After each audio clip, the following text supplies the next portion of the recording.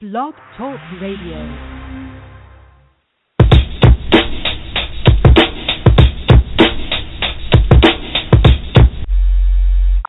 Please take all the necessary precautions to protect your Constitution while listening to this broadcast.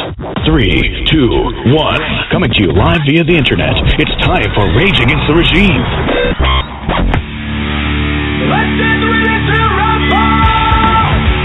Finally, a show for patriots, defending the Constitution and uncovering the truth at every turn, bringing you exclusive interviews and covering the topics the mainstream media doesn't dare to touch. Call in and join the discussion at 929-477-3565. That's 929-477-3565. And now, here are your hosts, Bobby Who's the Man and Becky Williams. Rage Against the Regime. I'm the man, I'm the man, I'm the man. Yes, I am, yes, I am, yes, I am. I'm the man, I'm the man, I'm the man.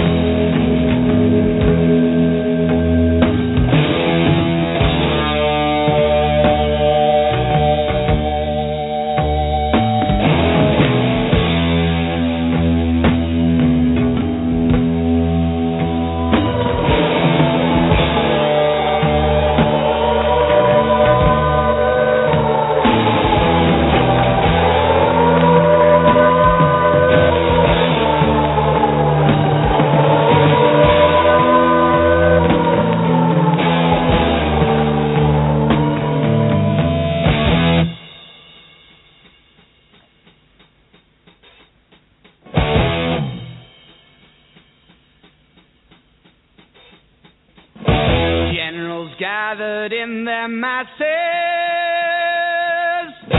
just like witches at black masses. Evil minds that plot destruction, sorcerer of death's construction. In the fields of bodies burning, as the war machine keeps turning, death and hatred to mankind, poisoning their brainwashed minds. Oh Lord, yeah.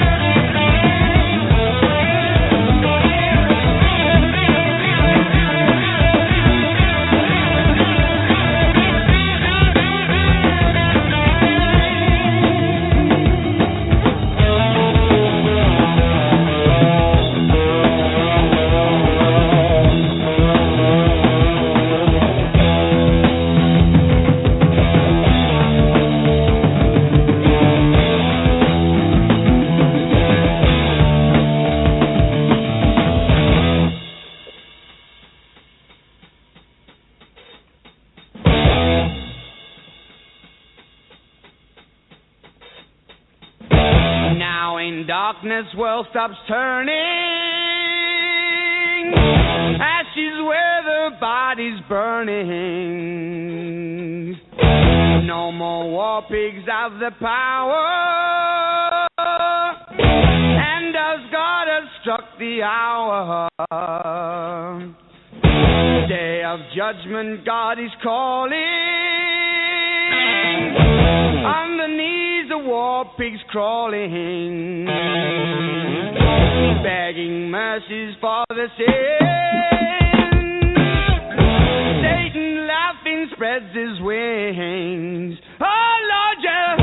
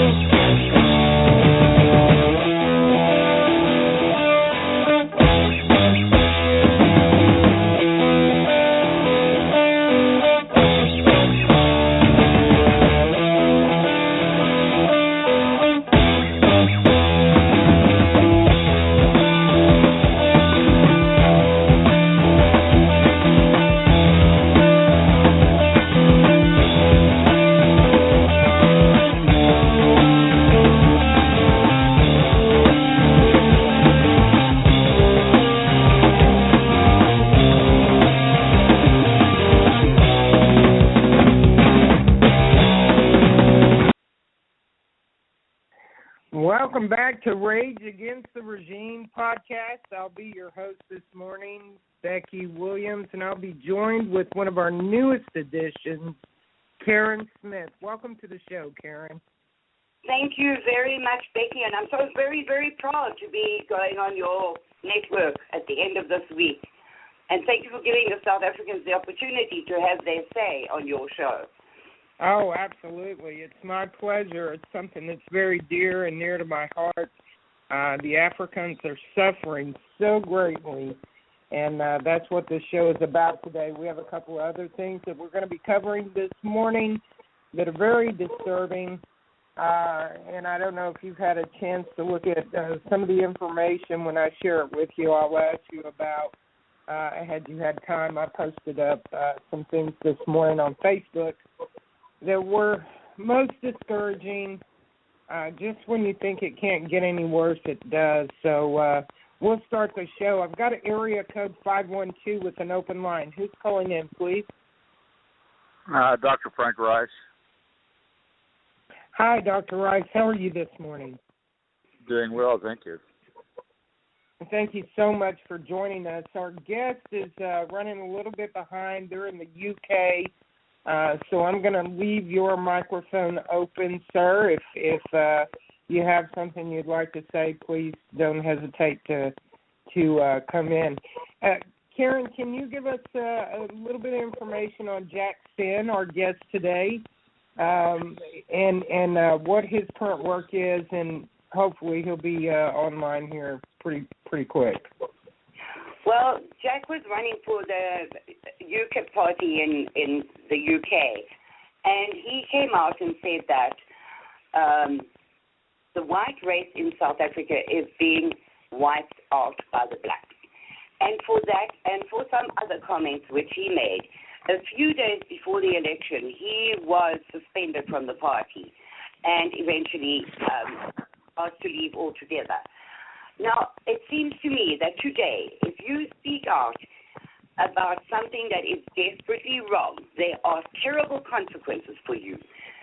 And Jack was very bravely spoke out, and the consequences were severe. And although he had been suspended from the party, he still got a number of thousand votes in the election. So for me, it is very scary that if you stand up for the white South Africans who are suffering a slow war and a genocide, those are the consequences that you are going to suffer. Wow. How is it possible that a man in the United Kingdom who is running for Parliament can be suspended permanently from his party because he stood up for white South Africans. Nobody else in the world is doing it. That's extremely disturbing. I know that he, in his own right, he lives in the UK. He hails from South Africa, and I know that in his own right, he is also a media executive. Is this correct?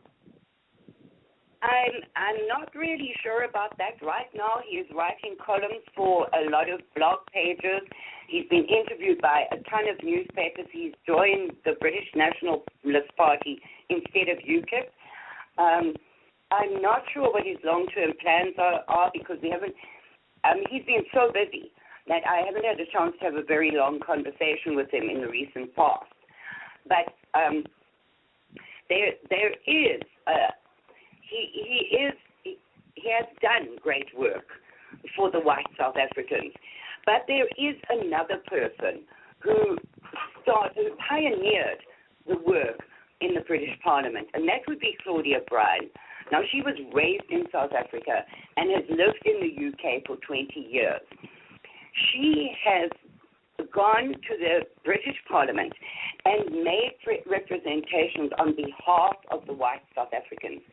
She has also gone with Frans Belang to the European Parliament and spoken to them about the genocide in South Africa. But in the middle of all of this, the Syria thing came along and attention was diverted. As you know, Becky, that's how it happens. Look, oh, there's a squirrel, you know, and attention doesn't last very long. So she's been invited one more time to go to the European Parliament and speak on behalf of the white South Africans with Frans Belang. And that is an incredibly important work that needs to be done because the world either doesn't know or doesn't want to know about the torture, rape, and slaughter of white South Africans. You know what is extremely disturbing, Kerin, and I know that you are friends with Jack, and just to let the audience know, you help us bring a lot of really good information and guests to Rage Against the Regime podcast. We had Sunette Bridges come on the show a couple of times last year and the early part of this year, who was also a very devout activist working to help the whites that are suffering in South Africa. And this is a subject that the MSN, mainstream media, refuses to cover.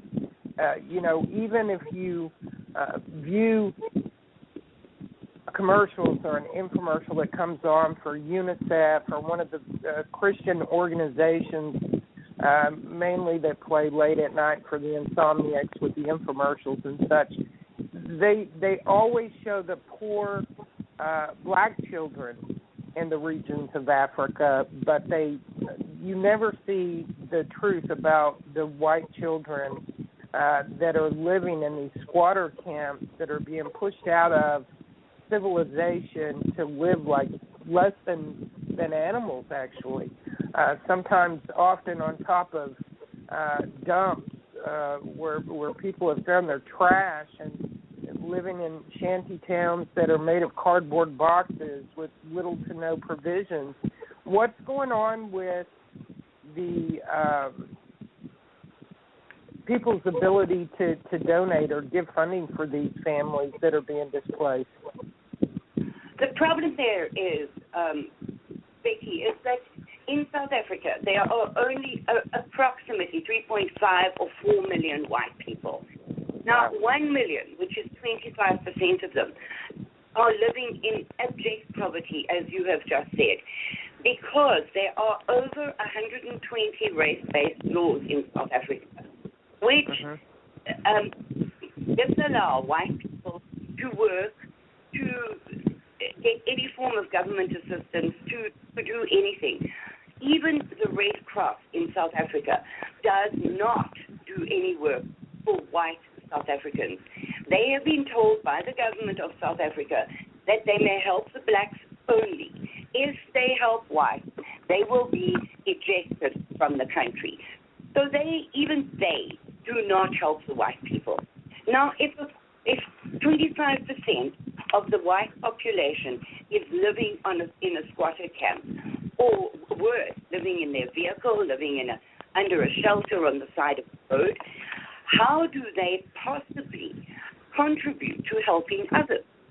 And then if you take the rest of the 3 million, say 3 million whites, who are not in squatter camps, now take the number of kids and the number of elderly who are out of the work market. They are so busy trying to survive that they just cannot spare the money all the time to contribute to others. So there are some brave souls in South Africa giving their all to try and help these people get out of the winter cold, which is what they're in at the moment, to get them blankets, get them concrete floors on those huts on top of the unreconstituted garbage heap, get them clothes, and get them medicines. Because the state of the health services in South Africa is appalling. Yeah. You cannot get drugs. If you go to the hospital, you can't even get a bed. You have to take your own mattress, which they will put on the floor in a corridor, and possibly you have to share it. You have to take your own blanket, your own food, your own everything. No working toilets, no running water, no drugs. I don't know why you'd even go there. So what chance do these poor people have when so few of them are actually in the job market and able to help the others? You know what's extremely disturbing to me is we know that they have found riches beyond belief in natural resources in Africa, and there's no reason for such destitution for these people. I know that Iran, if I'm not mistaken, just took back 13 tons of gold bullion out of Africa last week, it was reported. Yes, you have South Africa, where they had put it, because of the sanctions against Iran, etc., it had been frozen. They had no access to it and was being kept in South Africa. But yes, okay, because Obama has now lifted all of that, they got their gold back. But the problem is, Becky, yes, there are rich resources. Yes, there is no reason for the country to be importing wheat from Mexico, for goodness sake, and chickens from America. There is no reason for that, except that the blacks have ruined the country entirely. So many mines have closed because of the strikes, the destruction, the demands for incredibly high salaries, which even the mines cannot afford. Nothing is maintained. Nothing is looked after. And so although there are Aladdin's riches in South Africa, they are not being utilized because the black populace see no need to work. Pardon me. We've lost Dr. Rice. I don't know what happened. He's fallen off the board. I was going to ask him about his accolade and what field he was in. Floyd Brashears has joined us this morning. Good morning, Floyd.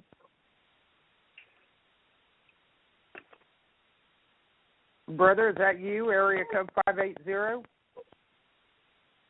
Yeah, I had to get off of mute there. I was listening to the conversation, and I was on a different screen. That's okay. Floyd is joining us this morning, Kerin. Floyd has joined us this morning. I asked him to step in. He is such a wonderful co-host when he's on the show, and I reached out to him and let him know that we hadn't heard from Jack yet this morning, so he's come to join us as well. We're talking this morning, Floyd, about the atrocities that are going on in South Africa, and our guest, who we hope will be joining us, at some point, in the show this morning. He is actually in the UK. He lives in Great Britain, and he is an activist, politician who was thrown out of his run for Parliament because he stepped up and spoke out against the white genocide that we're seeing in Africa.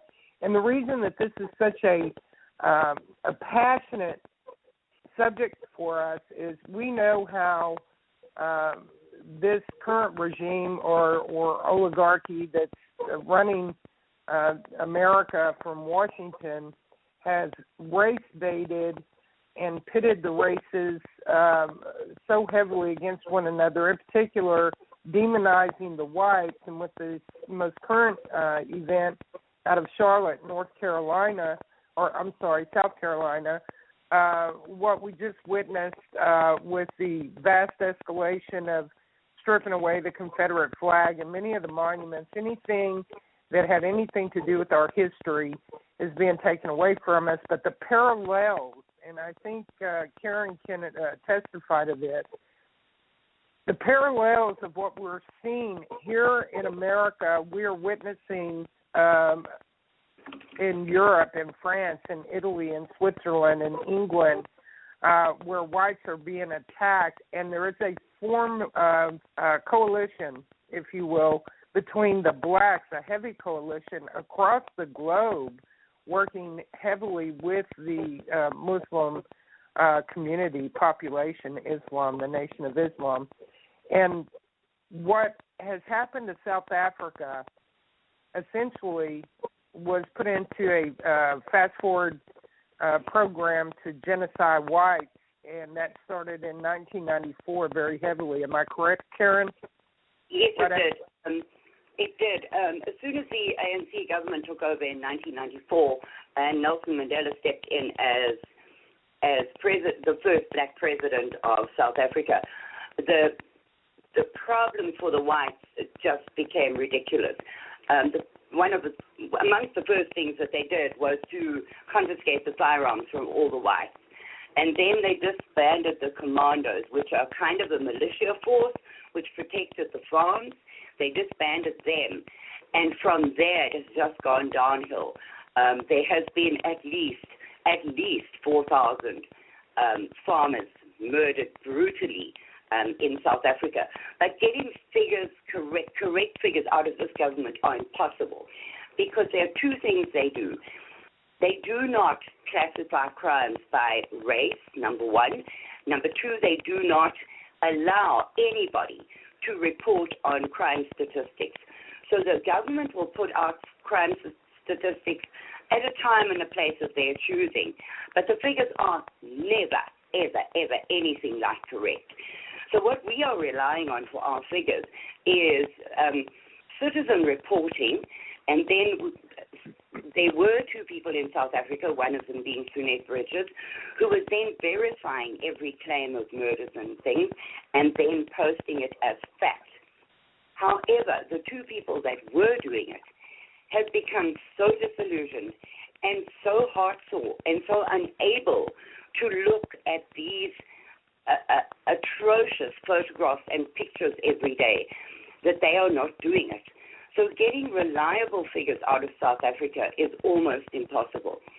But Nelson Mandela stood up at his inauguration and sang "Kill the Boer" in front of the international press, who all stood there smiling stupidly because he sang it in his own language, and they supposedly did not know what he was singing. And that tradition has continued because our present President Jacob Zuma, sings a song called "Bring Me My Machine Gun." And he sings it in Parliament. And the words are, "Bring me my machine gun. We will shoot the Boer. We will chase them into the sea. The Congress will shoot them." And the main opposition party, the Economic Freedom Fighters, run by a thug called Julius Malema, his favorite song, of course, is "Kill the Boer." And although this song has been declared hate speech by the South African Human Rights Council, and they have been told to stop doing it, There is no such thing in their mind to stop it. They're not a law-abiding people. So they have continued. And when Obama was there, Nelson sang it in front of Obama. And Obama stood there with his translation button in his ear and smiled the whole way through. So if the government, the top members of government, are standing in Parliament, singing and dancing about killing the whites, what chance do white people have? Well, very little in the country of the continent of Africa, but here in America, we have every opportunity, but that window is closing, to stop what we see as the same protocol that has led the Africans into the white genocide. I know that I have another friend, and I haven't heard from her in probably 3 weeks, so I'm a bit concerned about her. She is from South Africa, and she took pictures. The elections were being held, and she took pictures of some of the candidates who were running, and the translation on one of the huge billboards that set out on the side of the road was, "If I'm elected, you may kill the whites without punishment." Yes. Now that would be Julius Malema. He is such a smart boykie that he even failed woodwork at school. Wow. Now, how you fail woodwork, I'm not very sure. But then when you compare him with our President Zuma, who never went to school one day in his life, he has approximately a grade 3 education, which means he can read and write. And this great, enormously clever man, is qualified to run an entire country that is in a critical situation. So, given that, and he is paid more than the American president. His salary is bigger than most presidents in the world for the wonderful job that he is doing. So, yes, Becky, you say the similarities between America and South Africa are incredible. Now, when I started this crusade of mine some years back, I realized that to gain the Americans' attention, you had to speak about their own country. And the more I researched, the more I realized that the African way of life is becoming a reality in this country. What happens in South Africa practically every day is there's a riot or a protest or a gathering or on any excuse. And what they do is they burn, they loot, they murder, they destroy. Now, if you look at the similarities between Ferguson and the other two incidents recently, you will see exactly the African culture is thriving in this country. And I believe that the necklacing, which happens in South Africa, invented by Winnie Mandela, in which you either fasten a guy's arms to his body with barbed wire, or you cut his arms off at the elbows. Then you put a tire over him, pour gasoline on it, set it alight, and dance around him in a circle while he dies the most terrible, terrible death. That is also coming to South Africa, to America, although they don't necklace people. I have seen recently how they have poured oil down white throats in this country and set it alight. So the African savagery is transporting itself into this wonderful country and is alive and well.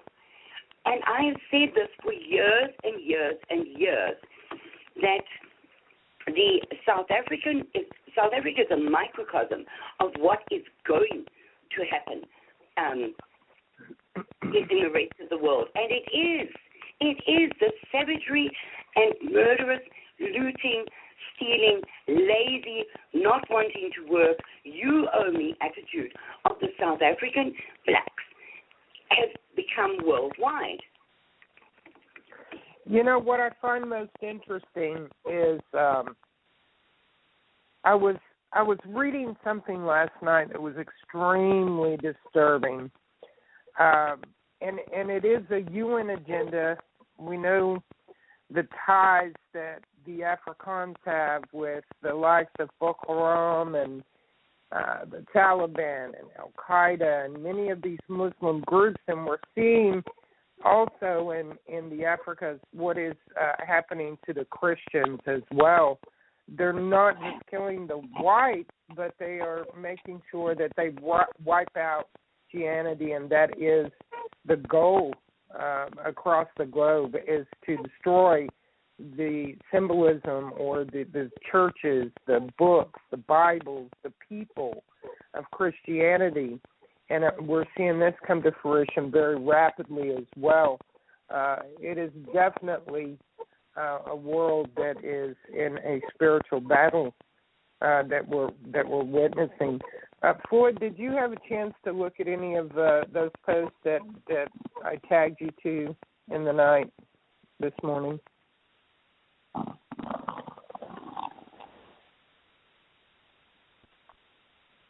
Becky, while you were talking about the annihilation of Christians, I'd like to say this. South Africa and most blacks in South Africa would say that they are Christians. They have an enormous church called CST, and they all claim to be Christians. However, at the same time, they have this culture where they believe in the witch doctor called a Sangoma in South Africa. Now, how do you correlate the two? How can you be a God-fearing person, and yet when you are sick or when you need help, you go to the Sangoma and they use white children's body parts to create muti, which is a medicine, a strong so-called working medicine, or give you some kind of piece.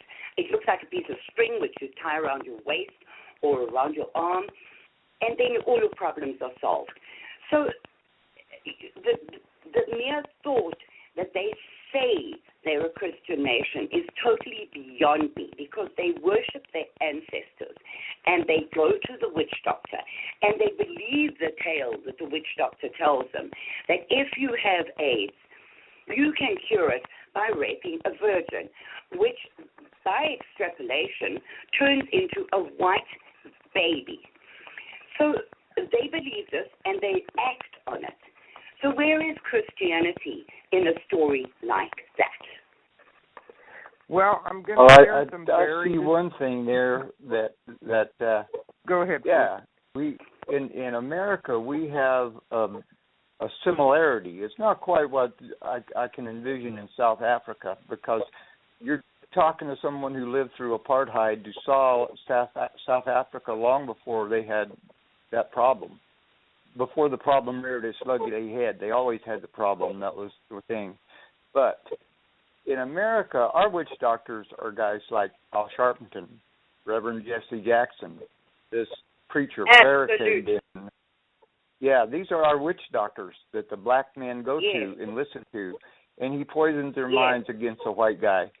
It is an African mentality, and I agree with you. But in America, we also have, like, I am obviously very, very upfront with my feelings and everything. I don't even try to hide them.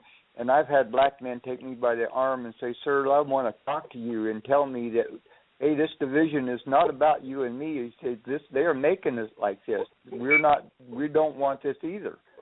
And in spite of the fact that we're different, you're black and you're white and I'm brown, or I'm black, or whatever color, that there are people in America that recognize the value of a good moral society.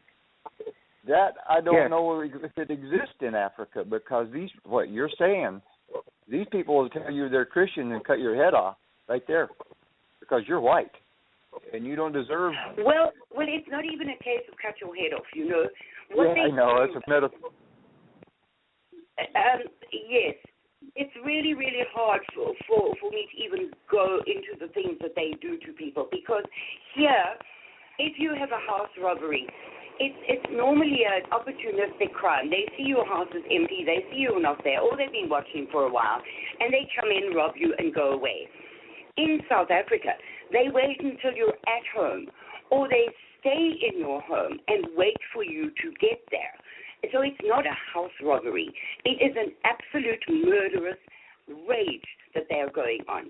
And then they will stay in your home for 2 or 3 days, torture the entire family, and hopefully, mercifully, they will kill you at the end of it. Because for me, the bigger story in South Africa is the survivors. I'm not denigrating or making light of the people who have been murdered, but I really do think that at the end of the day, they are the lucky ones, because the survivors of those attacks have to live every single day of their lives with that in their heads. And can you imagine a father whose wife has been raped in front of him, whose children have been raped, whose son has been drowned in boiling water, and he lives.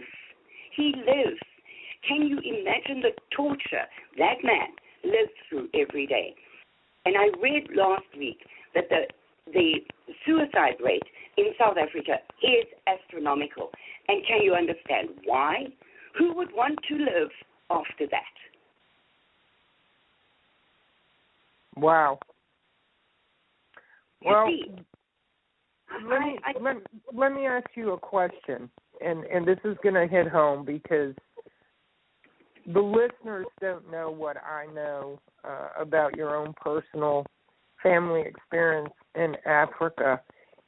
Would you mind sharing a bit of what happened to your own family in South Africa?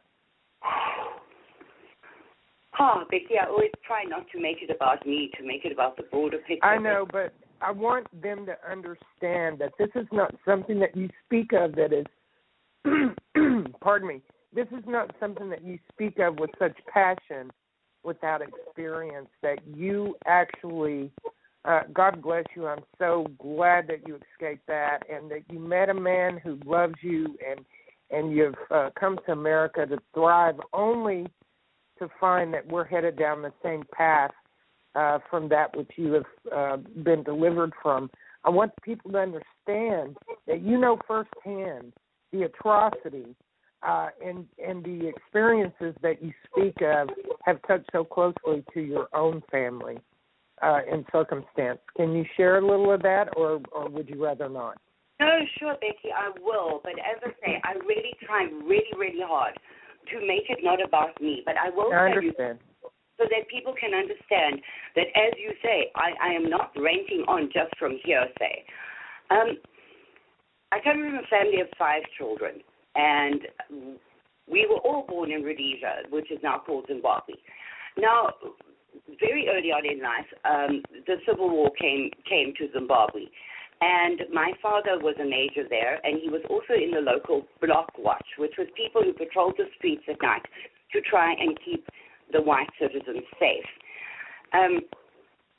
One afternoon, my mom, who was heavily pregnant with my baby brother, was driving in town, and they threw a brick through the window of her car, knocked her unconscious, and she had a terrible accident. Now, 2 things happened that same night. My dad was on block watch, and my mom gave birth at home. It was such a premature birth, and it was so sudden that luckily my grandfather lived with us, and they saw to that. Now, in the morning, we found my father beaten to an absolute pulp and dropped on our front porch and left for dead. That was the first awakening that we had as kids to what was going on in the world. Now, my father decided that with 5 children under 10 years old, this was not an environment for them. So we left Rhodesia, but when we left, we were allowed to take what would fit into one vehicle. So you can imagine, with 7 people and a newborn baby, not much possessions fit into a vehicle. And we left, and we then went to Southwest Africa, which is now called Namibia. Now, the Angolans were training the ANC the Cubans were training the ANC in Angola, which is a country which borders onto Southwest Africa. And that war was spilling over into Southwest Africa as they used that as their pathway to South Africa to go and do the bombings and the things that they were doing there. And we lived on the edge of town in a fairly remote part of the town, and we were held hostage in our house for 3 days by a bunch of these Cuban, South African AK-47 wielding people. Luckily, none of us died. So once again, my dad said, look, my kids are very young. I mean, the oldest kid then was in grade 10, and the youngest one had just started school. My dad said, no, I cannot do this to my kids. So we left and we went to South Africa. Well, there were many years of good life in South Africa. But in 1994, when the ANC took over, things went south all over again. My sister came home one day from work, and there were 3 guys waiting for her in her garage. They gang raped her and left her badly injured. And we lived through the 6 months of antiretrovirals in case she had AIDS, which the antiretrovirals prevented. She left and went to Australia. My next brother, who was a policeman, he was in the middle of town one day, and he was pulled right through the window of his police vehicle and beaten and run over for the gold chain around his neck. He left and went to Australia. My younger brother, who was brain damaged in a motorbike accident, went to live on the farm with my parents. And my parents were in their 80s, and he was disabled. He had some brain damage from the motorbike accident. They were attacked on the farm one night by about 6. Sorry, it's very hard for me. About 6 guys with AK-47s who broke down the kitchen door and stormed into the house. My father was really, really badly beaten up because he tried to block him from getting into the house where my mother was. They shot my brother in the leg. And fortunately for my parents, there is a system in South Africa where the farms connect to each other with citizen band radios. And my mother called for the help of the farmers, and they came the farmers around, and they came to help. My brother then got TB in the marrow of his leg and had to have his leg amputated at the knee. My father hung on bravely for some time. I think he died of sheer desperation because he felt that he had failed as a man, as a father, as a husband, and he just gave up, so he died. The thing is, when they called the police to come, the police said to my mother, who's 85 years old and hysterical because she had a bleeding husband and a bleeding son on the floor in the kitchen, they said to her, can you identify your attackers by name? My mom said, don't be ridiculous, how can I do that? Oh, well, then we can't help you. And they never came. To this day, they have never come to the aid of my parents. So, yes, they have mugged my daughter when she was pregnant. They have stolen everything in my house 3 times, including the toilet rolls. I've come home from work and found absolutely nothing in my home, nothing, and had to start over at least 3 times. They mugged my daughter for her cell phone, and she hung on to it so tightly. The guy hit her in the mouth, and she bit him. So she had to go into antiretrovirals as well because he bled and she bled. It's a disaster of a country, and there's not a white family in that country that has not been touched by these savage people who just want to kill us because we're white. And the worst of this is that I stood up for them during the apartheid years. And I had a terrible experience because I said the wrong thing in the wrong place, but I'm not going to go there right now. And I stood up for them and I said, this is not right, because how is it possible that a black guy who has struggled so hard to do his university had to get up at 3 o'clock in the morning, walk to a bus, catch 2 trains, go to university, come home, study by candlelight. He's a janitor in the building where I, who have only got matric, am a big deal. Why is that right? It isn't right. So I stood up for them and suffered the consequences for that in my youth. And yet this has happened to my family under their control. How is that possible? Yeah, what a story. Sorry, Becky. I find it so hard to talk about things that are so close to home, because it hurts so badly that country that was once the absolute picture of prosperity, greatness, everything that a country should be, has become just another African hellhole. Well, that is one powerful testimony. I am so glad that I could have heard that from your lips. That's awesome. I don't know what to say. Yeah, is it headed for America? Yeah, it's already here. This has been for a long time. It you know the difference is we got guns. That's the difference. When I came home, I was gone for about 8 hours yesterday, and when I came home, I put all of my stuff away, and I came in and cleared my house with my .45. And there's no 6 men waiting on me in any room, even behind the door. You know what I mean? That's the difference, ma'am, that America has got to the point that we are on full alert. We are armed and ready, and they cannot do that here. I don't care if they're black or they're Muslims or they're Russians or they're Chinese. If they start coming into our homes like that, we can and will take care of ourselves.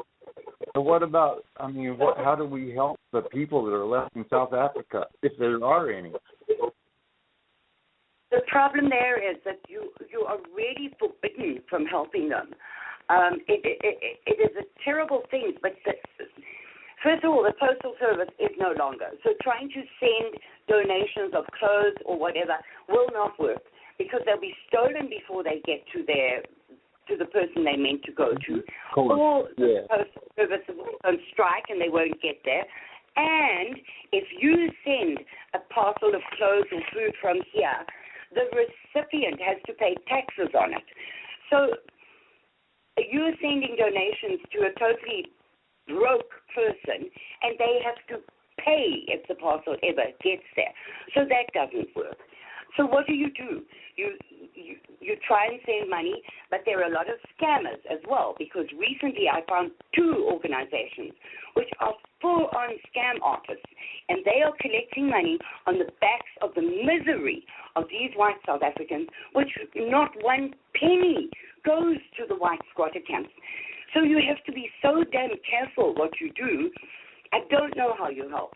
The thing that I am doing is I'm trying to get one family out, and if I'm successful with that, I will help the next one. So I've been trying to raise the airfare for them, because we've raised the money for their visas. They've been granted visas. They can go. They can come to the States. They will come and live with me. I will lend them a vehicle. We will try and get them on their feet. We will help them with their paperwork. It's a matter of raising the money for their airfare.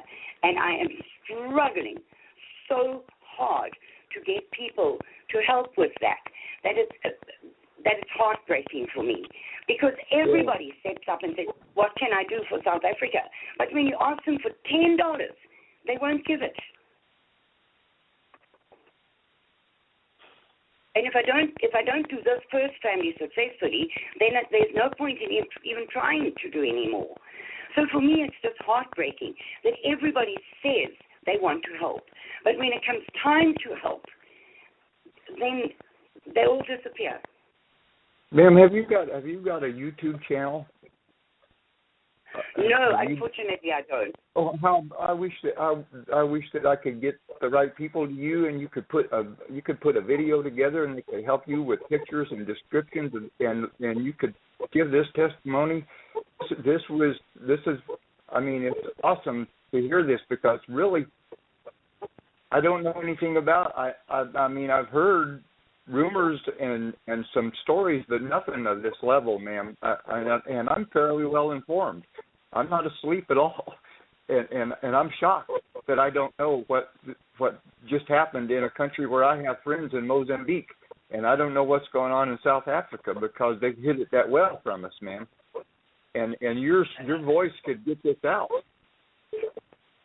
I've been on more than 250 shows in the last 18 months. Ranting and pleading and begging and please continue getting this word out for me. I have a list of South African speakers, great people, great patriots, people who are doing hard work. I have about 10 of them that I put on any show that I can get them on, so that my voice is not the only one out there saying this thing. But the problem is, every country in the world has got so many problems of their own right now that they don't have the airtime or the attention or the interest in spreading the South African story. But my fear is, if we do not do something now for those South African whites, they will be annihilated in a very short space of time. President Zuma is under attack right now for many, many bad things that he has done. If Julius Malema and his economic freedom fighters get into power, that will be the end for the whites. They have planned it for a long time, a thing called Uhuru, that they planned, and they have plans in place to kill the whites in one night. And it is possible because there are so few of them and they are so spread out across the country. And my fear is that is going to happen. So we need to get the world to pay attention right now and either give these people, pressure the ANC government to give them a piece of land for themselves to have self-determination, which is what some of them are calling for, and for those who want to leave, give them refugee or asylee status in white countries so they can get the hell out of there. Amen to that. That's what, that sounds reasonable, is it not? That they need to at least give them an avenue the hell out of there. That, There are a lot of them who don't want to. And I agree with them, because their families have been there as long as the blacks have. Because when the whites landed in the Cape, there were no blacks in the Cape. There was a tiny little tribe called the San. And that is all. And when the Afrikaners trekked inland, like your guys in their covered wagons, your guys went west, your guys went north. And when they trekked inland, they met the Zulus coming south to find better grazing for their herds. But when they landed there were no blacks. So they did not steal the land from the blacks. They did not conquer and displace the blacks. And they deserve a place in the sun. They are as African as any of those black people. And they do not see why they should leave. It is their home. It's their ancestry. Their ancestors are buried there. But right now, they are undergoing a genocide that you cannot believe. Their language is being taken away from them. Their culture is being destroyed. Their statues are being broken down. Their schools are being turned over to the blacks and put into different languages. They cannot get into schools, into universities, into jobs. An entire race of people is being destroyed, and the world is determinedly deaf and blind. Can I share something with the two of you now that you're on that part of the subject matter? This is so disheartening, because in my studies, late hours of last night and early hours of this morning, I came across a couple of articles when I was doing some cross-reference work. And I'm going to read a little bit of one of the posts that I put up, and then I'll tag you both to it so that you can look closer at what's going on. There's many things going on. It's not just the death and mutilation, but it's the horrific fashion that is being used to destroy people all over the globe. But with you saying that, destroying the artifacts, destroying the schools, changing the language, destroying the history books, we see Common Core, and I have to go back to what's parallel and what we see coming in America, what is currently here, what is going on in the Africas, period, not just South Africa, but all of the continent. I mean, they have an agenda. And when I read this to you, I need you to listen very carefully to some of the verbiage that I'm about to speak on. This is UNESCO is mentioned in this article. And as you know, when I post an article, I like to take something from the body of the article and caption it. So hopefully the people who come across it will actually read it, not just see the title, trust my judgment, and then share the article. This is UNESCO, Common Core, by the way, and that was my own additive, objective to erase the world's memory. Read it very carefully. Tell me this isn't the real reason for attacking our history and founding documents and flags. And this is part of the body of the content in this article. There is no point in the United Nations Secretary General Ban Ki-moon declaring the destruction of Nimrod a war crime. Or UNESCO.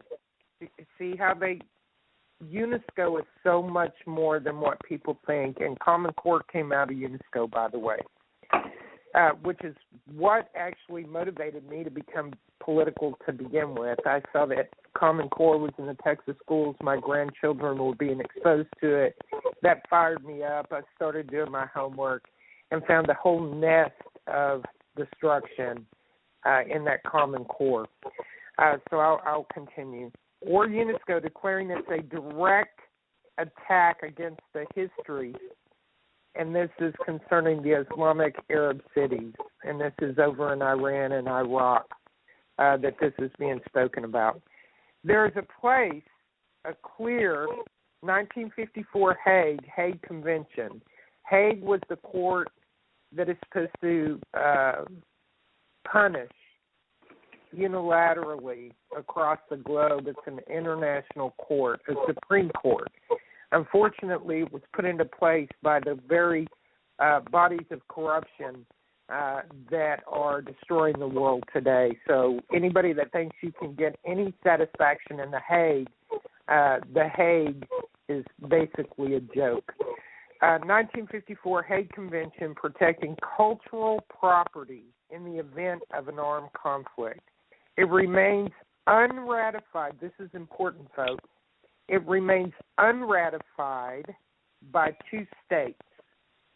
First of all, notice that they say states, America and Britain, for reasons of national security.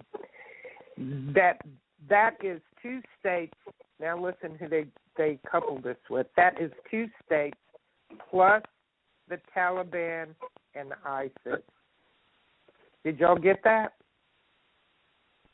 Two states, America and Britain, not two countries, two states, plus the Taliban and ISIS. So this is an unratified law that is ignored by these particular bodies.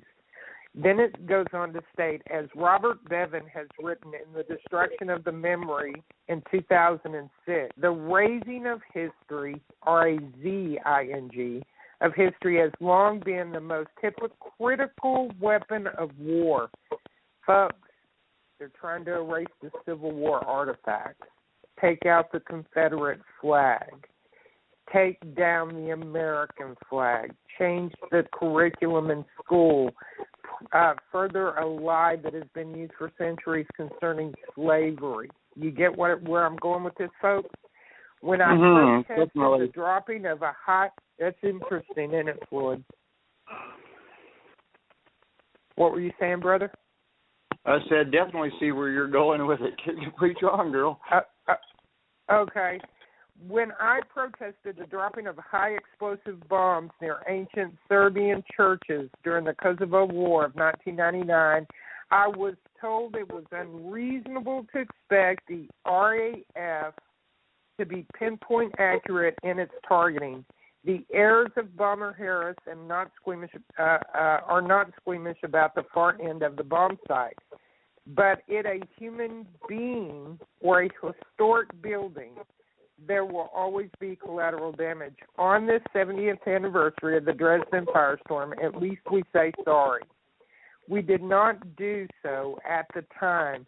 We saw eliminating an enemy's heritage and culture as justifiable revenge, as Harris apologists still do. That is roughly the ISIS approach as well, and it is a form used against people during the course of war. Now, understand the implications here, folks. If they can not only wipe out your history and wipe out your race, it would be as if you never existed. And so what we see across the board here, like you just spoke of, Kerin, in the Africas, they go in and destroy the schools, destroy the churches, take down the steeples, remove the cross. We're seeing this across the board. As it goes even deeper than this, I watched a BBC News broadcast last week. I believe it's on Friday morning, because I like to keep up with world events, not just what's going on in America, because they're all so closely tied right now. They stated that century-old history books, both religious and historical, are being vandalized, stolen, and destroyed. They're trying to erase history. This is a weapon of war, and this is very disturbing. We saw in Nevada on Friday that an entire county decided that they needed to take down the American flag. And that decision was made by one man who is on with the agenda that is being used across this country today. And in many other countries, we're seeing this come to fruition. It's offensive to somebody, so they want to remove it from everybody. And how is that possible? All across the world, only one person has to be offended by something. And the rest of us have to bow down and say, sorry. How is that possible, Becky? I do not understand it. History is history. If we do not learn from it, we are doomed to repeat it. So take what you just said. What did you just say again? History? If we do not pay attention to history, we are doomed to repeat it.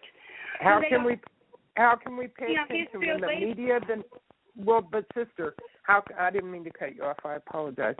Sorry. Can we? No, I apologize to you, hon. How can we, though? And I have to say this. How can we repeat history? How can we know history if history is, in fact, being rewritten, removed, and our children are being brainwashed, and we are starting to be policed by our own society with moles and trolls? It is ridiculous. This is like the Nazi era, where they had the kids turning their parents in. Now, apparently Michelle Obama is telling the kids to do that. Report on your parents' political leanings on the guns in your home. Steal the gun and turn it in at your school, etc. It is so Nazi-ish that it is frightening to me. It is absolutely frightening because I've lived through this 3 times in my lifetime. 3 times. Do I have to do it another time? Ma'am, if I have it my way, and I know Floyd will concur with me on this, no, you will not have to live through it anymore in America.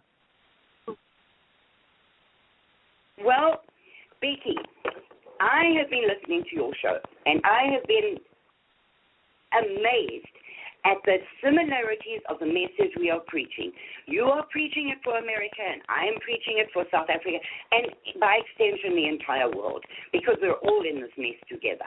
But the problem that you are having, and that I am having, and that anybody who is awake is having, is to get these people to stand up before it is too late, because it already might be a little bit too late. But if I speak to show hosts like Gary Gatehouse, yourself, Josh Bernstein, a whole bunch of people, they're all saying the same thing. People are either so attached to the government teeth that they don't want to lose their benefits and so just tread the line, or so busy, like conservative patriots are doing, earning a living and trying to keep their heads above water, that they do not have the time or energy, or the time mostly, to step away from their jobs and go and do something. So we all are waiting on what?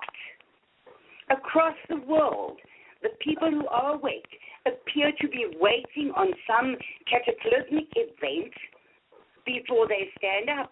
And by the time that happens, it's going to be too damn late. In the body of the article I just read to you about the removal of cultural history, it is a weapon of destruction during a course of war. Now, for those of you who didn't get what I just said and understand what I just read, our very own government has decided in 5 states now that the Confederate flag, the Ten Commandments, any artifact or statue from the Civil War needs to be removed. As a direct violation of the First Amendment. Well, it's also a weapon of war. And that's what it's being used as, a weapon of war in a time of martial law that was declared in 1868. And the people have not bought into that. The martial law is never going to have to be declared. It just is.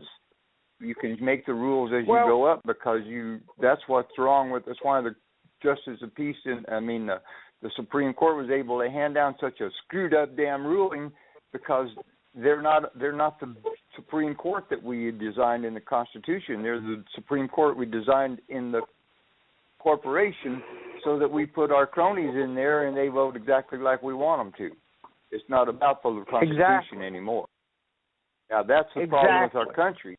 And if until we correct that, we're just blowing smoke. I mean, period. You support the Constitution or do you support the corporation? Go ahead, brother. We're a society at war with an oligarchy, and we refuse to react or respond accordingly. We have too much to lose. Listen, we don't want to lose our homes. We've got a job. We've got a brand new Ford pickup I'm paying for. I want to drive that thing, so I'm going to work. So when I go to work, I'm paying my taxes.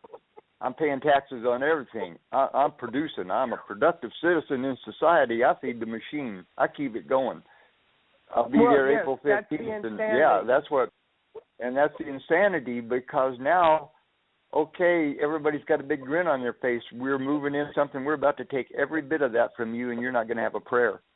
And that's what this lady in Africa is saying right now, that they're about to take everything from you, and you don't understand what we're talking about before apartheid. I remember Africa, South Africa, as a very affluent, very elite place. Even the black people were well taken care of and well positioned in life. They were not. Mandela was a rebel. They locked him up for a reason. He was a threat to society, and as you can see, when they let him out, that society was right. That's as simple as that. I mean, what can you say? Well, he was a murderer. He was a murderer, a mass murderer. He should have never been let out of jail. 156 counts of treason. He pleaded guilty. So how does he suddenly become, from the terroristic murderer of kids, how does he become this international icon of peace and tranquility? Part of the machine. Becky, I want to read you a thing. There's a South African called Mike Smith, who writes a political commentary. He wrote an article called The South African Slow War, but if you take South Africa out of this and call it America, you will get the message. So it's very short. I just want to read it to you. The Urban Dictionary defines a slow war as a war that is only visible when the big pattern is revealed over time. If you could play the seemingly isolated events of a slow war in speeded up time, its real nature would be visible. A slow war is the opposite of the blitzkrieg, a war so slow that you hardly notice it, a war so slow that those waging it can deny that it is actually happening. Under the fog of war, they hide it as ordinary crime. The end result is still the same as the blitzkrieg, total annihilation of the enemy. War has changed a lot over the past 100 years or so. We've seen chemical warfare in World War I, blitzkrieg in World War II, nuclear war, Cold War, People's War, to name but a few. The slow war is also a strategy of the USA against the world. Little steps at a time, ever coming closer to the goal of world domination. You see it in their war on drugs in South America, their involvement in Africa under Afrkkan, their military bases strewn all over Europe, etc. A microcosm of this is the slow war against whites in South Africa. If the whites were told 20 years ago that they would have to give 50% of their farms away to blacks, you probably would have had a war. If white South Africans were told 20 years ago that their Afrikaan schools and universities would be forced to become English and taken over by blacks, you would have had war. If you told Afrikaners 20 years ago that their language would disappear from television, you would have had a war. If whites were told that they would be forced out of the civil service in their hundreds of thousands and replaced by incompetent blacks, you would have had war. If you told whites 20 years ago that the names of all their towns and streets would be replaced with the names of Marxist terrorists, you would have had war. If you killed 4,000 white farmers en masse 20 years ago and robbed, raped, tortured, and murdered another 40,000 whites in their homes, you would have had a war. If you told whites 20 years ago that they would be handing their beautiful country over to incompetent, thieving Marxist scum who would steal their tax money in the billions, you would have had a war. Yet all of this, and a lot more, happened in the 20-year reign of the ANC. Where is the war? The war is one-sided, and it is waged by a tyrannical regime against the 10% minority of the population in South Africa, who is not fighting back because they cannot see the war. The most amazing part is that so many whites, mostly misanthropic liberals, refuse to acknowledge it. It is only a few right-thinking whites who are able to speed the events of the last 20 years up and see it for what it really is. The ultimate question is, how do you fight against such a slow war? I often get the other type of slow war deniers, those who say that, wait, when the time comes, we will fight. At the moment, there's no fight yet. Exactly when is that time? These are the ones who do not even realize what kind of war is being waged upon them. They have not made the paradigm shift yet. They are still expecting a Boer war or border war when the enemy has changed its tactics long ago. Whilst the quicksand slowly sucks them under, they wait for some event where the black hordes will descend upon the whites and murder them in their thousands. An event that might never come. Meanwhile, the slow war continues, and one day they will wake up, look out the window, and ask, where have all the white South Africans gone? Now, that is based on a South African thing, but if you change that, it applies to the entire world today. It is a slow war that people are not seeing because it's the Confederate flag today, it's a statue tomorrow, and then it's the American flag, and then we have some New World Order flag flying, and it is so slow that the people who are so busy surviving don't have time or energy to see or to fight.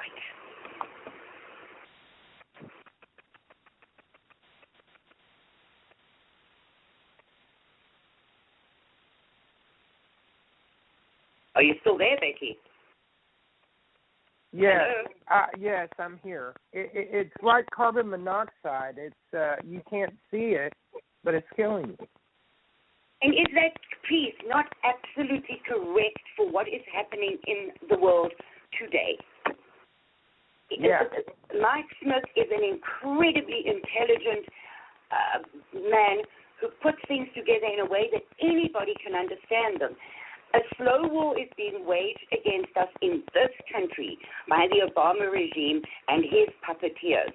And the people, because it is happening so slowly, and because there are so many things to distract your attention, and because there are so few people in the workforce, that those who are working are desperate, as your other caller said, to maintain their jobs, and those who are not working are so desperate to maintain their social benefits, nobody's paying attention.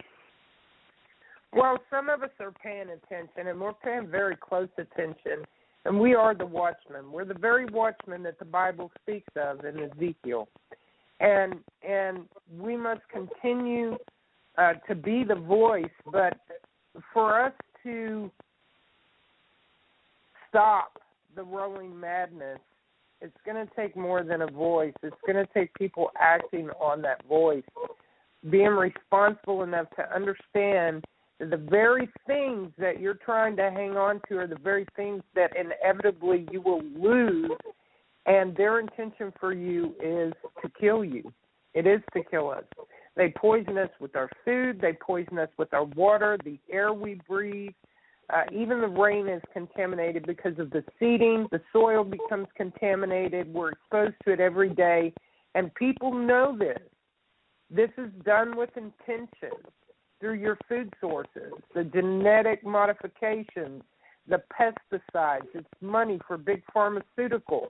There are cures for everything. God gave us a cure for everything, and he certainly didn't tell. See, the Christian people, and this has been used against us to kill us by the evil entities that roam the earth. They understand that it is of our heart to be like-minded in forgiveness, turn the other cheek, love thy neighbor, love your brother as you love yourself. They've used those very things that we are to be, the tolerance, in order to take from us what they're taking from us, to do to us what they're doing to us. Listen, you're afraid to go to jail if you stand up. We have every right legally to stand up against tyranny or espionage, which is what we are under at the moment. You have a duty, not a right, Becky. You have a duty. Absolutely. To stand and defend your own family. And a united people can stop what is going on. Will there be bloodshed? Yes. Will you live through it?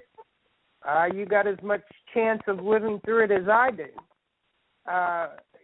The odds are stacked against us at this point because of technology and the weapons of mass destruction. Listen, people, if you think the Pentagon or some other country is going to come to our aid and save America, you're sadly mistaken. If you think that we don't have the most corrupt, evil people in the DOD, in Washington, in the UN, in Europe, in leadership positions around the world, they have been chosen for their spots.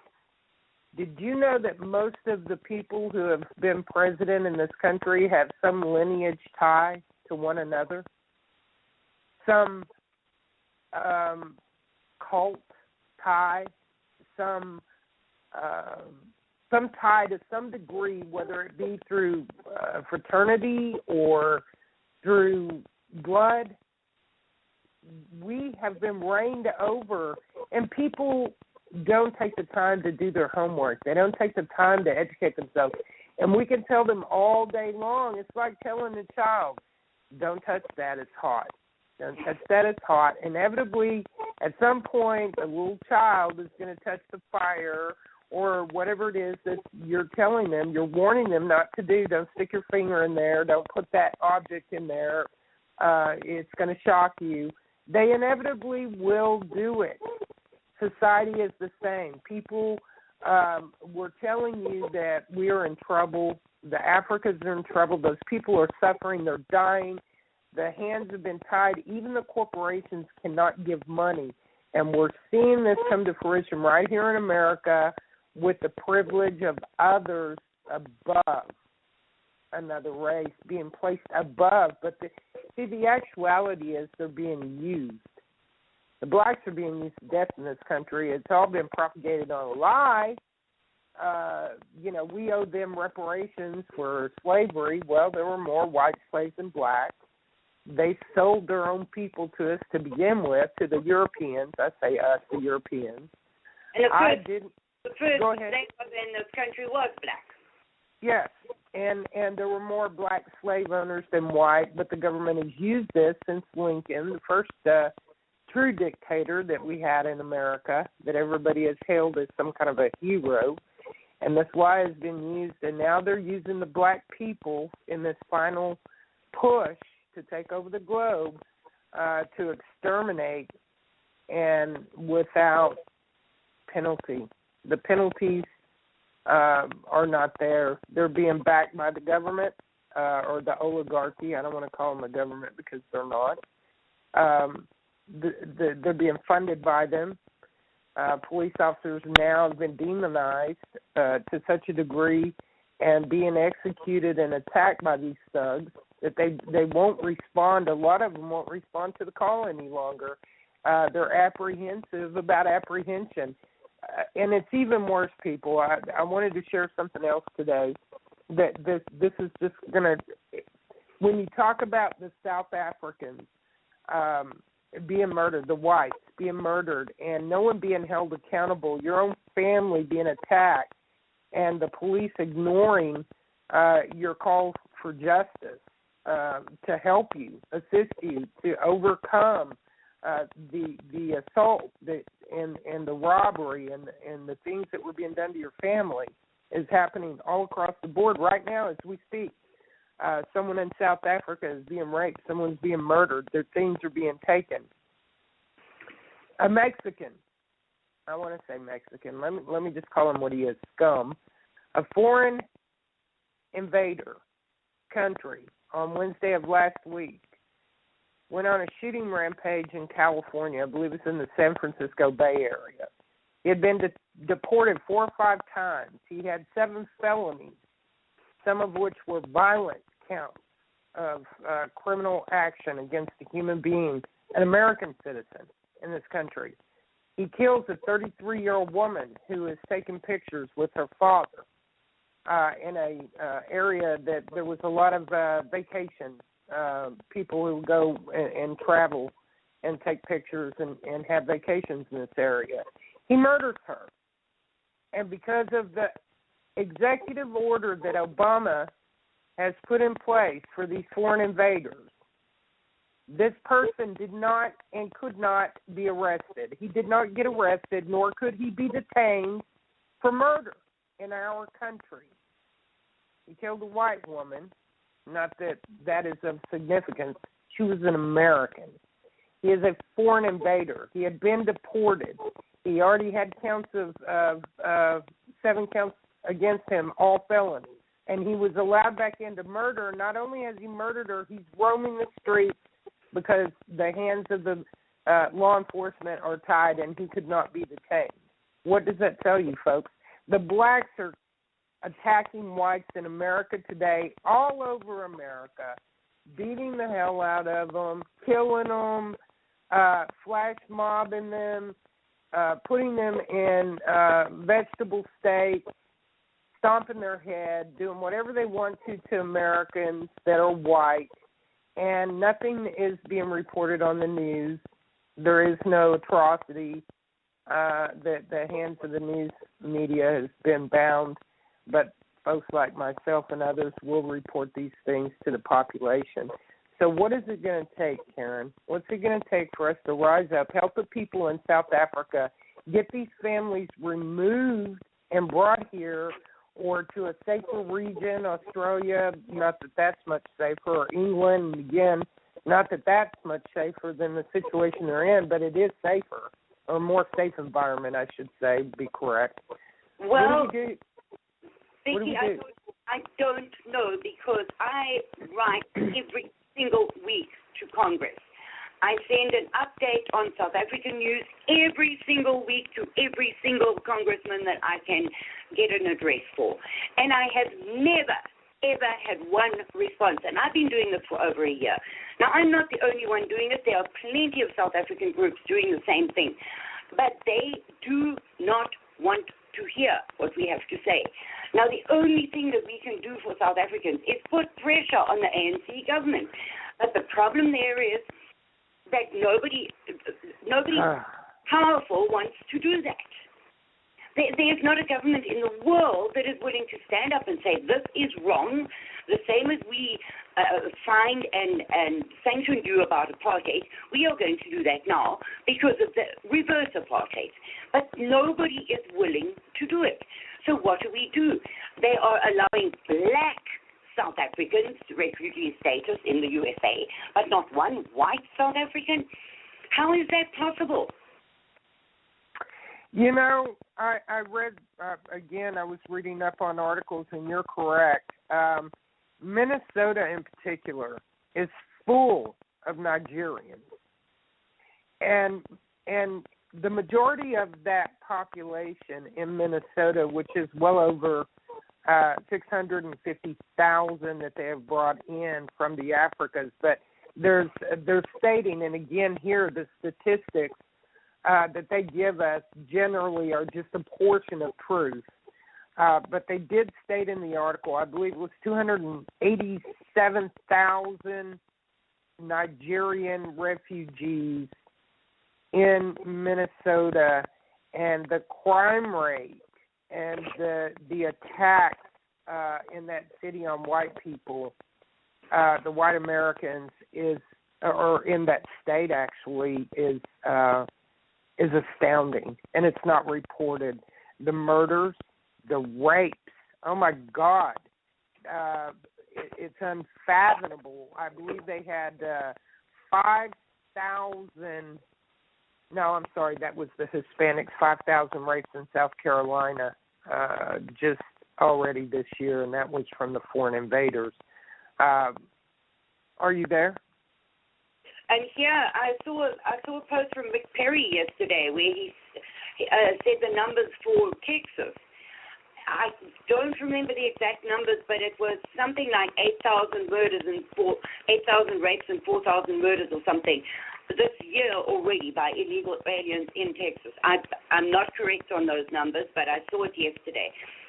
Now, the problem is that these black savages are fleeing in their hundreds of thousands from their own countries where they threw out the colonial rule that kept things under control and kept things advancing and kept them fed, and they are fleeing in their hundreds of thousands to white countries all over the world. And when they get there, Becky, as you have just said, what do? They turn them into another black hellhole. I have to say that you're spot on, number one.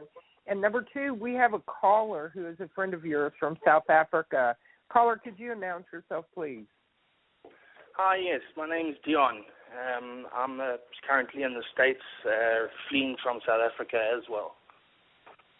Hi, Dion. How are you doing today? Hey, Kerin. How are you doing? I'm good, thank you. So yeah. Say your say and reinforce what I'm saying, Dion. Yeah, look, I've got a young family. I've got a 6-year-old and a 2-year-old, and things in South Africa are very, very awful. We're so glad we're here in America. We're down in Florida at the moment. But it's just still so hard to get over that whole mindset of actually living in peace and not having to lock your doors. You know, we look on our windows and there's no bars on the windows. My wife, she's Afrikans. She had never left the country before. I've traveled extensively myself, but when she got over here, she just couldn't believe that there's no fences around the houses. You know, unless you have a dog, you need a fence. But she just couldn't believe that somebody could just walk straight up to the door and knock on the door and give you a parcel here, you know, as opposed to South Africa. We've got bars on the windows. We used to sleep with in our rooms at night time. My wife used to move our dressing table. She used to ask me to help and move the dressing table up against the door because we were so afraid of people breaking in. And it's funny because I've been listening to the show the whole time, and you know, every single night, even since we've been here in the USA now for 6 months, but still every single evening, if I go to bed before my wife does, I'll get up and I'll maybe go to the bathroom and I'll have a look, and she puts a chair up against the door. Up against our front door, still here in America where everything is safe. And I'm not saying it's totally safe, but it's a hell of a lot more safer than we're from. She puts a chair up against the door just in case somebody comes in the door, she can hear the chair moving, and that'll wake her up. You know, we weren't wealthy people in South Africa. A lot of the wealthy people live okay in South Africa because they can afford these high-end burglar alarms. They can afford private security companies and those sort of things, you know, and my wife is just flabbergasted that the school bus comes straight up to our front garden here and picks my little daughter up and takes her to school and drops her off. And, you know, she was so petrified about letting our daughter go by herself on the bus and worried. But we had a lot of, I mean, many stories. And as Kerin was saying earlier, there is not one white South African that you can talk to that, if not personally, something has happened to them, it's either happened to a family member or otherwise it's happened to a colleague at work or something like that. It's really, really terrible. And, you know, the tortures and things like that, they don't just kill, you know, they torture people. Dion? Don't you think that Americans don't appreciate how good they really have it? Even though things are bad in this country right now, they still do not appreciate how very, very good their lives are in comparison to ours when we lived in South Africa. I fully agree, Kerin. I can't believe, I mean, I see, you know, you watch these programs like Cops and these sort of things, and you think to yourself, why are you doing this when you have a social security number and you're legally allowed to work in this country, you're a citizen, and there is so much opportunity for you here. Why do you go and do these things? I mean, you see a lot of beggars on the streets in South Africa, but, you know, I'll drive up the road here in Florida, and I don't see it often, but I'll see a beggar on the street. And I know I don't have the right to judge, but I'll see somebody on the street with a sign saying, can you help me out with some spare change? And I'm thinking to myself, you know, you here legally, you have a social number, you here and can work, and you're begging for money, you know. And these are the things that I just can't get it, because it's just pure luxury and heaven to be. I mean, since we've been here, we haven't locked our car doors once when we go to the shops, you know. The other day we went away and my little daughter, we got in the car, my little daughter accidentally forgot to close the door. And when we got back, we thought immediately we thought we had been robbed. And we ran inside and everything was still here, you know. And this is the sort of mentality of the South Africans. I mean, I can tell you a story when my young brother was 18 years old, and my good friend and his girlfriend, she was about 17, and they were in a horrific car accident. They had gone down to collect some KFC burgers on a Sunday evening to watch movies, and There were 4 of them in the car, and on the way back, it's in a very small town, there was a black taxi coming back from a soccer game, a football game, and the driver was drunk, and he skipped the robot and hit their car. And all of them were thrown out the car. My brother's girlfriend, 17, she was killed instantly. She had her neck broken. My brother had a compound break to his leg. He had a back injury. They were all stone cold, out for the count, knocked out. The taxi pulled over. All 14 occupants, all black, in that taxi, got out that taxi. And now in any other, I don't care whether you're white, red, yellow, whatever, you have that basic instinct of being a human to assist people that are hurt. But what they did is they ran up to the car with my brother's, lying on the floor, my brother's girlfriend lying dead on the side of the road, and Maverick and my cousin, he was dating my cousin at the time, and they didn't help them. What they did is they robbed them. They stole their wallets, they took their watches, they took all the CDs out the car, they stole everything off their bodies. They even stole the KFC burgers that they were driving home with. Good Lord. They stole their burgers as well. And then the driver was drunk. He fled the scene. He ran away. It wasn't until somebody else, I'm assuming a white person, drove by because it was a Sunday evening and actually called the EMTs, and the ambulance came, and then the police came. And, that was like probably an hour later.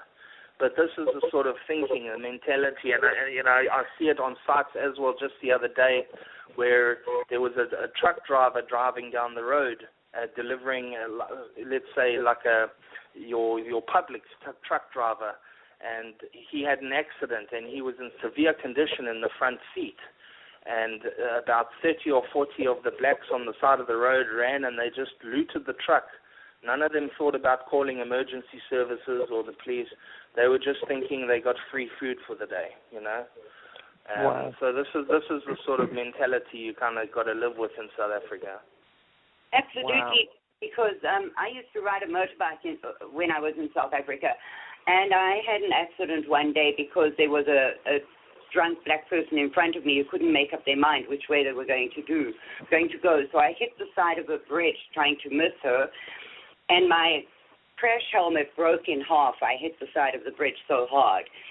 And when I finally got to the hospital, the doctor said they could not tell which injuries were from the accident and which were from the blacks beating me up as I lay there unconscious. So, yes, it is an absolutely unbelievable mentality that you live with in that country. But unfortunately, it's spreading across the world. Wow. That is so disturbing. And we see that mentality in the looting that we've just witnessed, as you referenced earlier, sister, in Ferguson and in Baltimore. And the mayor of Baltimore should be, in my opinion, taken out in the middle of the square and hung by her neck until she is dead for the tyranny that occurred. 100 police officers were mugged and beaten and could not retaliate for fear of losing their job. I mean, at what point do you actually allow your physical body to be attacked or to be murdered before you stand up and fight back? The parallels and the things that you were saying, certainly it's not as bad across America, but in many cities like Oakland, California, Chicago, Illinois, Dearborn, Michigan, Minnesota, all over Minnesota, up in Ohio, where we've seen these refugees, they call them, I'm going to call them what they are, they're foot soldiers to do their dastardly deeds for the elite. They wreak havoc. They'll beat you in the streets. They will do the same things that you've just spoken of that we see happening here that are happening in the Africas. It's just not broadcast. The mainstream media has been given direction or instruction not to broadcast those events nationally. You may get a small bit of truth from your local news stations, but you certainly will not see that flash across the mainstream media stations like CNN or even the BBC.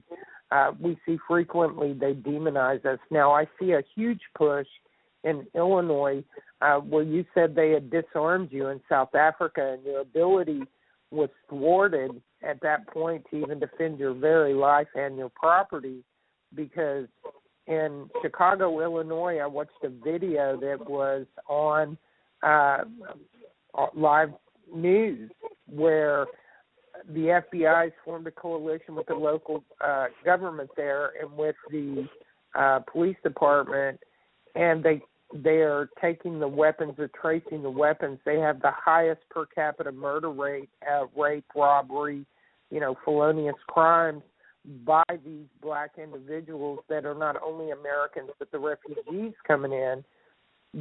Across the board, they have more murders every weekend than any city in the nation. And they actually demonized by referencing the people who they find these weapons that are being used in these murders or these attacks on society to 3%ers. You heard what I just said. 3%ers. So they're setting up this through great technology, is what he said, fingerprinting and ballistics prints on these weapons, where they're actually going to go back and tie these crimes to stolen weapons out of people's houses, law-abiding citizens, where these thugs go in and they take these weapons, and they're going to tie the murders back to the 3%er, and that is the verbiage they use. We all know 3%er means veteran, it means patriot, it means the very people that intend to stand up and battle at some point in this nation, or will be pushed into a battle in this nation. But they're demonizing the 3%ers and tying them to the most murderous city in the nation. And so we see a lot of this going on. We see the robberies, the looting, the things that they do, and the beating of the white person. In Ferguson, I'll give you an example. I saw a video, a white woman standing on the sidelines watching the protest. A black man picks up a metal garbage can and bashes her in the skull with it and beats her with it. When the gentleman that was with her tried to retaliate, they surrounded him like cockroaches and beat this man into oblivion. I saw them drag a white man out of a store. Actually, it was a restaurant/pub. They drug him out, and about 15 of them just started beating the hell out of him and stomping his head. And nobody could do anything. The police could not intervene. So is this something that you saw happening from 1994 to date? Are these some of the things that you actually saw occurring in South Africa as they became more emboldened with their assaults on the whites? Absolutely. But I have to tell you, Becky, that it's not just on the whites, because we had a whole bunch of xenophobic attacks recently where they necklaced Zimbabweans and Mozambicans in the streets. And they do it in front of the police. And there is a video available where the police are standing watching this necklacing, and they are laughing. They are laughing as this man burns to death lying in the street. So, Karen, those kids, those were actually children. They couldn't have been more than 14 or 15 years old. Exactly. I saw that video. Exactly. So this is how it started in South Africa, because under the white government, we all had gun licenses. So our guns were all registered. So when the ANC government took over, they knew where you lived, who you were, and how many firearms you had. So they then gave us a certain time to hand them in. Now, South Africans, being very law-abiding citizens, most of us did that.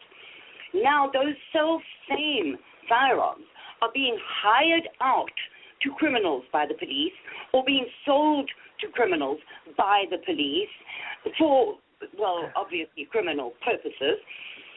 So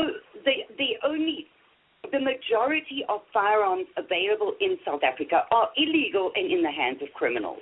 So you in America need to really fight this gun registration thing, because it's only the start, and it leads to confiscation, and then it leads to murder and you just being left helpless. Don't ever let that happen to you. Oh, no, I will die before they take my weapons, but I think you know that about me.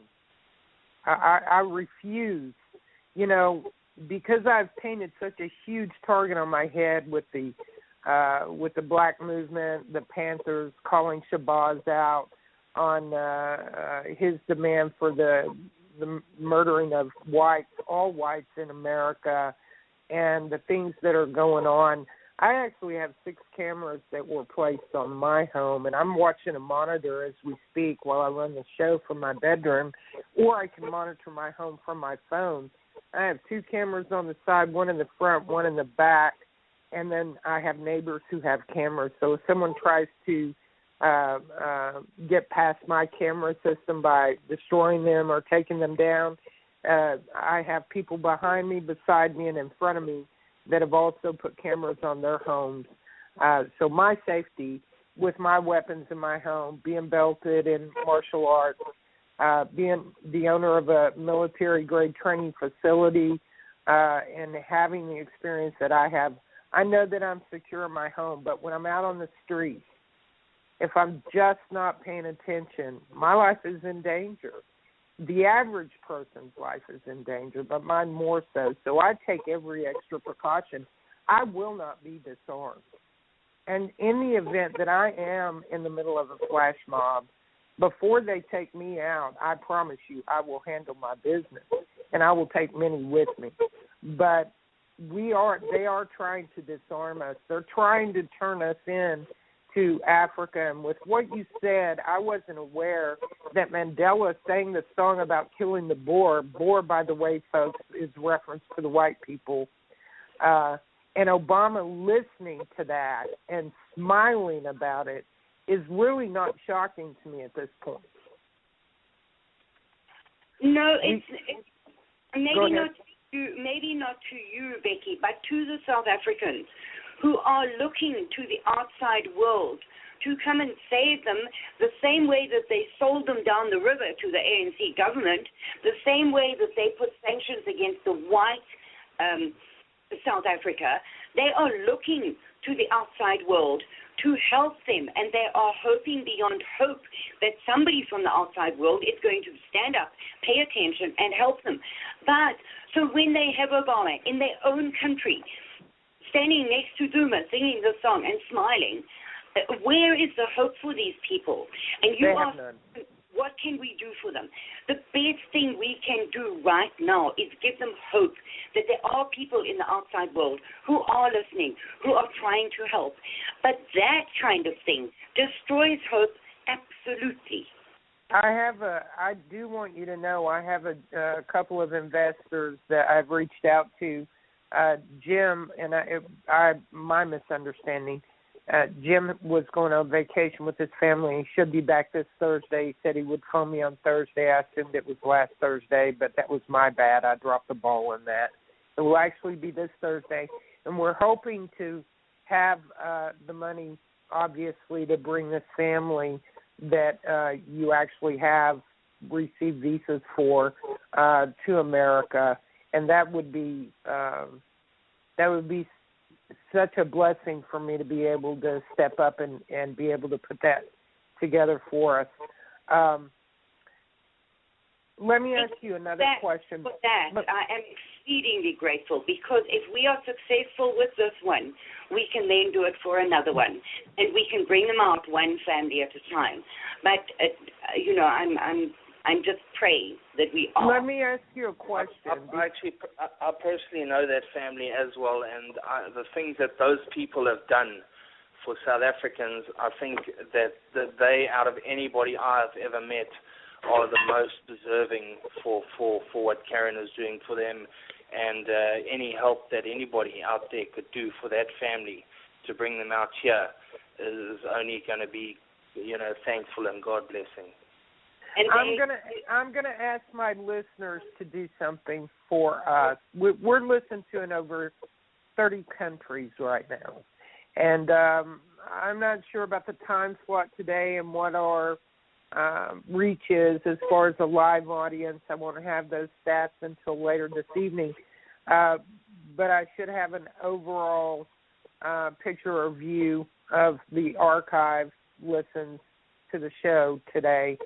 I would like to ask my listeners to get in touch with either myself or Kerin Smith. Kerin is now going to be a part of the Rage Against the Regime family. She'll be broadcasting every Saturday at 2 p.m. Central Standard Time, covering the issues and atrocities in South Africa and some of the parallels that she sees coming to fruition here in America concerning the white genocide that's going on. I would like to ask my listeners for a dedication of $10. $10. Listen, I know that you people out there listening to me, I know your financial situation may be dire. I know that you may not want to forego your Happy Meal or your once-a-week meal where you go out and take your family to dinner. But for God's sake and for these people's sake and their family, their children, please reach in your pocket, sacrifice one day or one luxury in life of $10 and get that money to Kerin or get it somehow to me. Call me, contact us, Facebook. I'm Becky Cole and Becky Williams on Facebook. I have two profiles because they constantly censor me on Becky Williams on Facebook. So reach out to Becky Cole or Becky Williams. Go to Rage Against the Regime. Leave me a message. Leave Kerin a message. Go to Kerin Smith's profile. But somehow, some way, reach out to us so that we can help you get that $10 put together with everybody else's $10. And let's get a family over here from South Africa. Real quick before we run out of time, how difficult are you folks finding it to get visas to these people? Are you being blocked by the U.S. government, or is it coming out of Africa that we're having an issue getting visas approved? Both sides, Becky, both sides. Because to get your paperwork out of there that you need for an American visa out of the South African government is almost impossible. You need an unabridged birth certificate. Now, to get that out of the South African government takes 2 years, and then you get it, and it's got an error in it, so you have to start the whole process again. To get a police clearance takes equally long. So the American government demands those things, and the South African government doesn't want to supply them. So the process is very long, very difficult, and very expensive.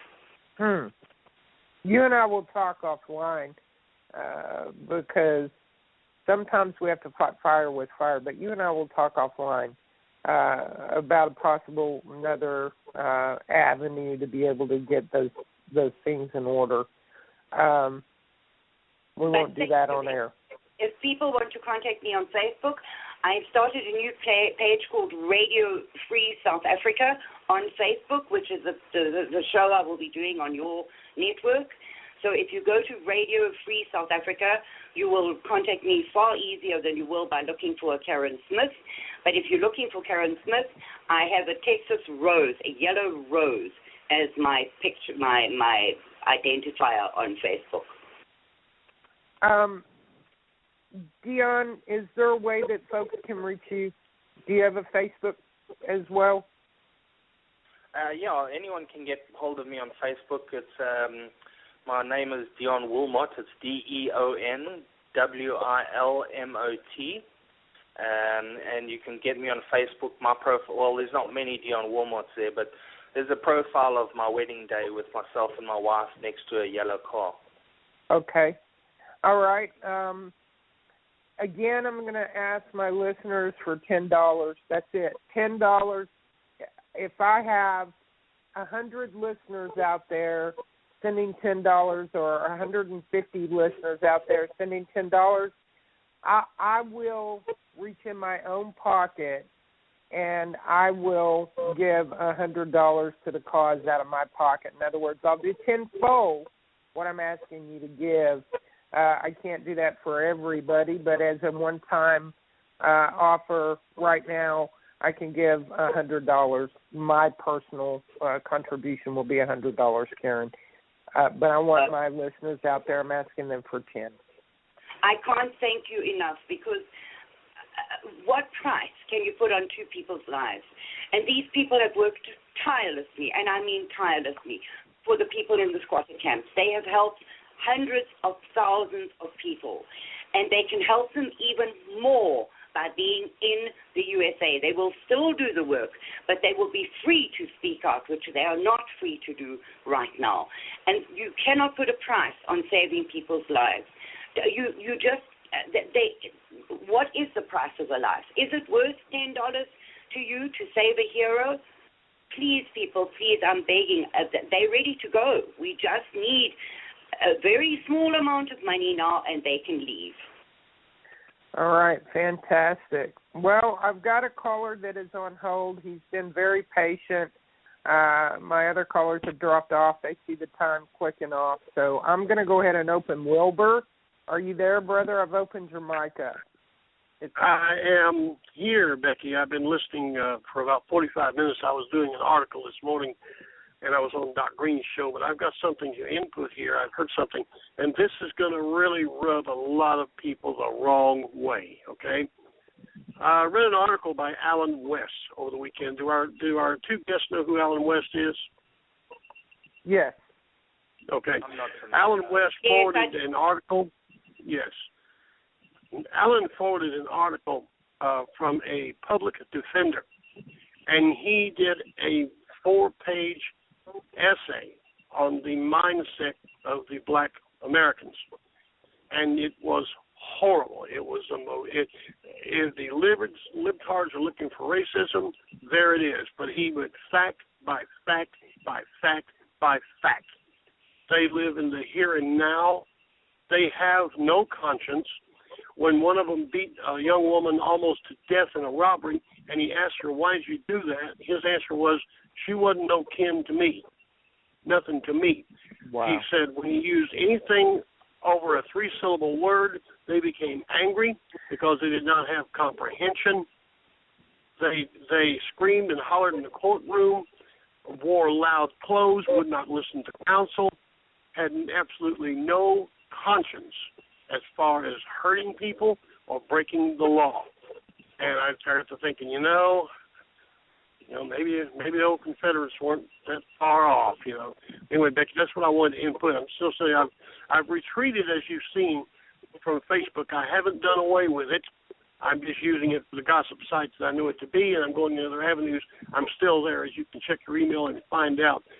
God bless you two people in England for trying what you're doing. I am incensed. I try to keep it clean on Becky's show, but I'm incensed. Okay? So anyway, Becky, that's my bit. It's early in the morning, and I'm still on coffee. Wow, I tell you. Me too. I'm still drinking coffee. I'm sucking on my brew as well. I was up until the early hours of the morning. I got about 3.5, 4 hours of sleep. I got up to do the show, and I am sucking on my coffee. It's so disheartening. Dion, God bless you and your family, brother. I am so, first of all, welcome to America. Thank you so much. Just happy to be here. And second of all, thank you for coming on the show, and my door is always open to you here on Rage Against the Regime. You're more than welcome to come on at any time. The number you called was my personal cell number. Please keep it. Go ahead and put me in your contacts. And if ever there's anything you need, please reach out to me. If it's something I can do, I will definitely do it. I'm all about. Thank you so much, Vicky. You're welcome. I'm all about taking action.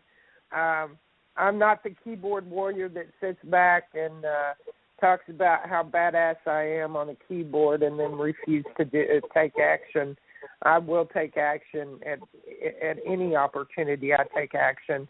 in a positive fashion. So thank you again for coming on the show, and thank you for all the work that you're doing and the sacrifices you're making for your fellow man in South Africa, brother. Thank you, Becky. Take care, Kerin. You too, Dion. Thank you very much. No worries. Kerin, as usual, sister, you are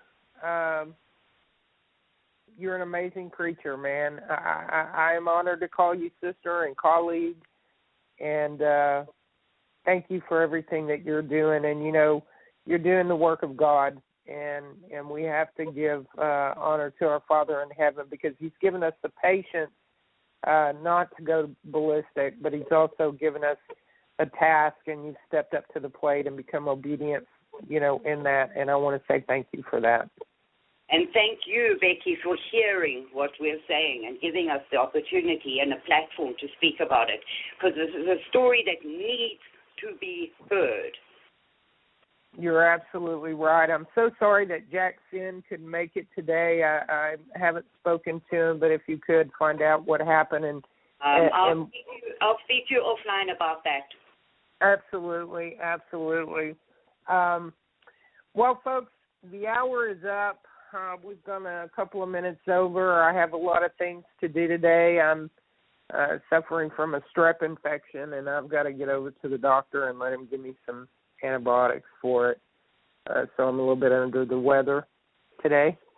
I'm going to go ahead and cut the show off. I want to say thank you to my listening audience. Please be sure and share this podcast with your friends. It will be archived. As soon as I end the show, I'll put it in archive. Kerin, give me a shout-out after we disconnect, if you would, please. All right. And this has been Kerin Smith and Becky Williams. Thank you to the rest of the panel that was here today. Floyd, thank you for coming on the show. Dion, again, thank you. Wilbur, thank you for participating. Without you, we are nothing. We want to thank you for giving us your time this morning. Please take action, folks. Don't just sit and listen. Knowledge is power. But knowledge that is not put into action is insanity. So let's don't be insane together. Let's be powerful together. I'll talk to you on Wednesday. We'll be doing another show about 4 p.m. Central Standard Time. I'll post up who our guests will be on Wednesday, 4 p.m. Central Standard Time. Tomorrow evening, don't miss James on Rage Against the Regime at 7 p.m. He's covering for Casey Massey while he is still incarcerated in the state of Texas. Shout out to Casey. Love you, brother. I know you're having some health issues. You're in my prayers. God bless each and every one of you. Be vigilant. Keep your heads on swivel and take action, but make sure that action you take is positive and doesn't directly affect anyone negatively.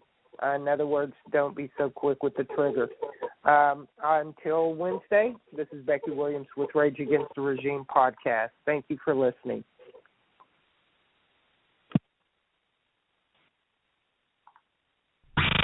Thank you for listening to Rage Against the Regime Radio. Don't be a stranger. Please like our Facebook page and follow us on Twitter at RATR Podcast. And feel free to leave some feedback whenever you listen to us. You can also email us at rageagainsttheregimepodcast@gmail.com.